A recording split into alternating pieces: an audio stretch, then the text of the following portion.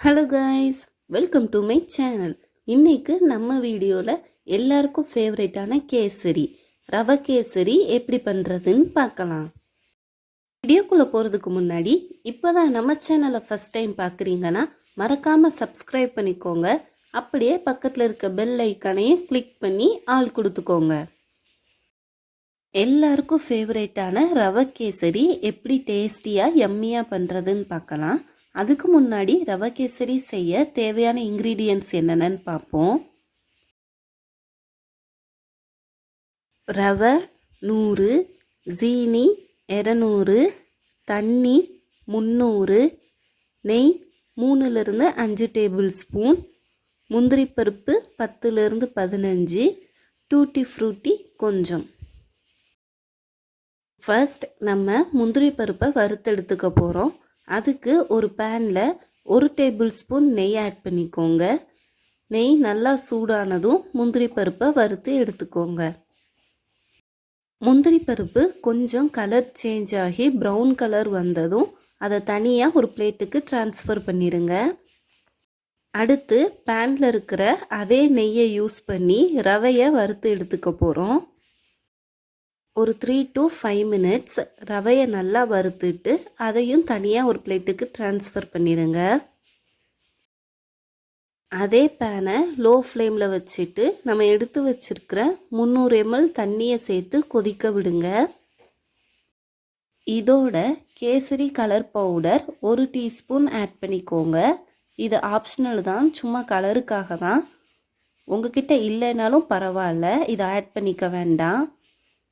Suppose உங்ககிட்ட saffron இருந்துச்சுன்னா இந்த கேசரி பவுடருக்கு பதிலாக சாஃப்ரான் ஆட் பண்ணிக்கலாம், பெட்டர் தான்.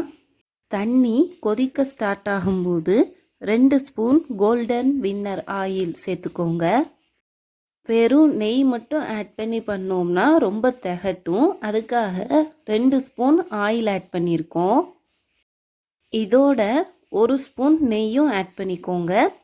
பாதி நெய் பாதி எண்ணெயில் செஞ்சாதான் கேசரி திகட்டாது. தண்ணி நல்லா கொதிச்சதும் நம்ம வறுத்து எடுத்து வச்சிருக்கிற ரவையை கொஞ்சம் கொஞ்சமாக ஆட் பண்ணிக்கோங்க. ரவையை ஆட் பண்ணிவிட்டு நல்லா கிளறி விட்டுக்கோங்க, இல்லைன்னா கட்டி சேர்ந்துடும். ரவையை தண்ணியோடு சேர்த்து நல்லா கிளறி விட்டுட்டு மூடி வச்சு ஒரு 2 மினிட்ஸ் வேக விட போகிறோம். ரொம்ப நேரம் வேண்டாம், ஒரு 2 மினிட்ஸ் மட்டும் க்ளோஸ் பண்ணி வேக வச்சுக்கோங்க. 2 மினிட்ஸ் கழித்து பார்த்தா தண்ணி நல்லா குறைஞ்சி ரவை வெந்திருக்கும். இந்த ஸ்டேஜில் நம்ம எடுத்து வச்சிருக்கிற 200 கிராம் ஜீனியை கொஞ்சம் கொஞ்சமாக ஆட் பண்ணிக்கலாம்.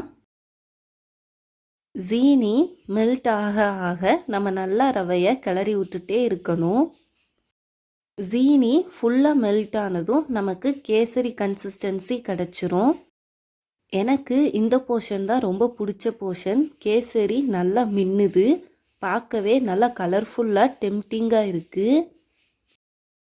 கேசரி கலரை பார்த்தா பார்த்துக்கிட்டே இருக்கலாம் போல், அவ்வளோ அப்பிடைசிங்காக இருக்குது.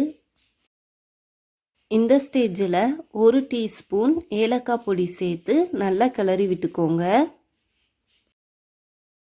ஏலக்காய் பொடி நல்லா கலந்ததும் 1 டேபிள் ஸ்பூன் நெய் சேர்த்து கிளறி விட்டுக்கோங்க.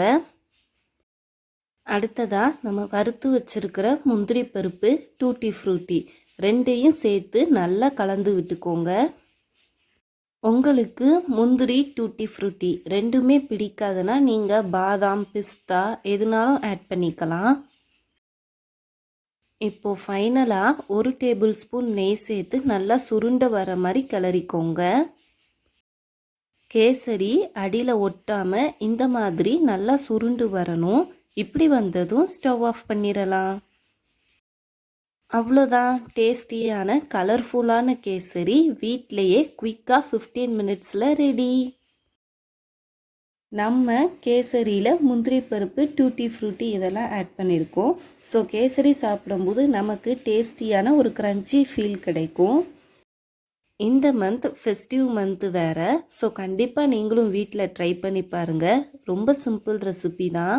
வீடியோ பிடிச்சிருந்தா மறக்காமல் லைக் பண்ணுங்கள், ஷேர் பண்ணுங்கள், சப்ஸ்கிரைப் பண்ணுங்கள். தேங்க்யூ.